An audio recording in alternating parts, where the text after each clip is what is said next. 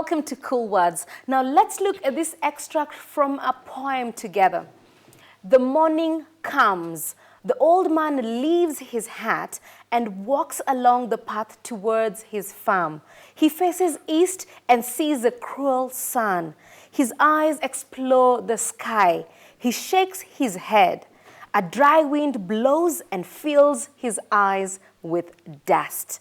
Now, as you can see, the first 3 lines of the poem contain underlined words. Now, these words tell us about something that happens and something that the old man does. In other words, they are action words. Now, who can remind us what we call these words?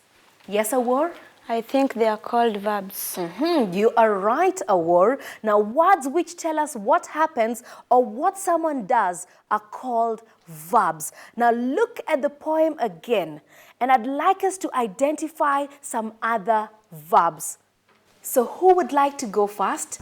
Yes, Abdiwali? He faces east. Faces. Very good. Someone else? Yes, Ombajo? And sees the cruel sun. Sees. Excellent. Someone else? Yes, Andati? His eyes explode. Very good. Someone else? Oh, Teacher Pendo. Yes, Marara? He shakes his head. Shakes. Well done. Now, excellent work, all of you. Now, we are going to look at a different form of verbs. Now, let's look at these sentences and read them out loud together. I am a teacher. You are a pupil. My uncle is a driver. The place was quiet and deserted. His friends were too scared to talk. Very good. The underlined words in these sentences are also verbs. Whoa, Teacher Pendo. Yes, Mara. Now, I don't get it. How can they be verbs and I don't see anything happening or someone doing anything at all? Well, Marara, they are different forms of the verb be. Now, we use am, is, and are when we are talking about how things are now. And we use was and were when we are talking about a time in the past. Now, I'd like us to now construct sentences that contain verbs in them. It will be great to think of sentences related to athletics. Who would like to go first? Yes, Awar? David Rudisha broke the world's record in the 800 meters race recently. Very good. Who'd like to go next? Oh, Teacher Pendo. Yes, Marara? The spectators were excited at the end of the race. Very good. Someone else? Yes, Abdiwali? Macau was awarded a gold medal when he came first in the marathon. Excellent. Another sentence? Yes, Ombajo? A marathon is a very long race. Very good. Someone else? Yes, Andati? During the competition, our school came first in the relay race. Well done. Now, all those are very creative sentences. Now, well done. Now, I'd like us to look at the word on the board. This word, whose. Now, could somebody come up with a sentence using the word whose? Teacher Pendo, can Yes, I try? Mara. Yeah, sure. Go right ahead. The country whose athletes are best at steeplechase is Kenya.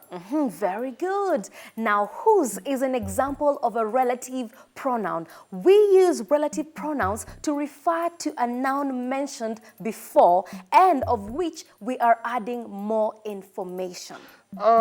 That sounds really complicated, Teacher Pendo.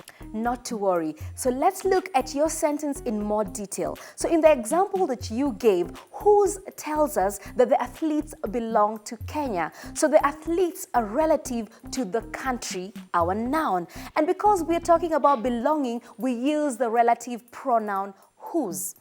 Now, can some of you think of other examples using the word whose? Yes, Awar? The athlete whose knee was injured was Esther. Great. So the knee belonged to Esther. Someone else? Abdiwali? That the athletes who won is Kenya. Perfect. The athletes belonged to Kenya. Can someone give us another one? Yes, Ombajo? Kilome is the town whose athletes are good in cross country. Excellent. So the athletes come from Kilome. Very good. Someone else? Yes, Andati? The team whose cross-country runner won the trophy is Kilifi. Very good. Now, the runner belonged to the Kilifi team. Fantastic work, all of you. Now, before we finish, I want to share a secret with you. A secret? Teacher Pendo?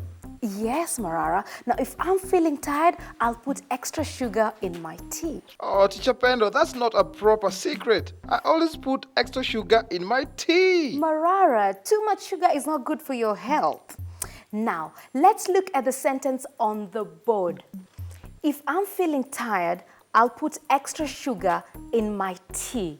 Now, if tells us that it is a conditional sentence. For me to have extra sugar in my tea, I'd have to be tired. Now, I'd like us to come up with conditional sentences, each of us, but remember, with a conditional sentence, it doesn't have to be anything realistic. Who would like to go first? Yes, a word? If I had a lot of money, I could buy a house. Aha, very good. Someone else? Yes, Abdiwali?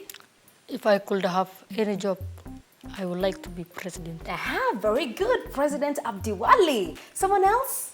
Yes, Ombajo?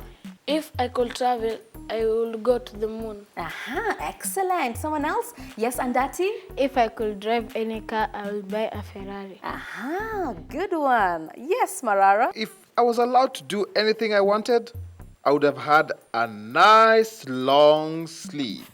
Okay, Marara. Well, great work, all of you. Well, that's all we've got time for on today's Cool Words, but make sure you join us next time.